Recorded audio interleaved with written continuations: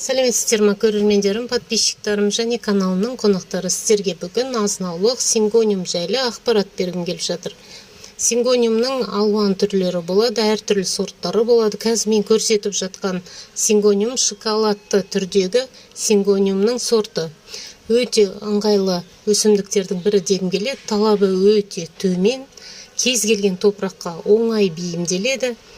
Бірден кез келген сабағын кесіп алып топыраққа салсаңыздар да болады, және де суға салып тамырласаңыздар да болады. Өте оңай өсіп өнеді және өте тез көбейіп жатады.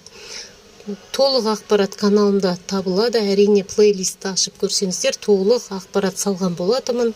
Ал бүгін вегетация кезінде көбейтем деген көрермендер көріп жатқан болса, бірден кез келген сабағын бөліп алып топыраққа болмаса суға салып өсірсеңіздер болады.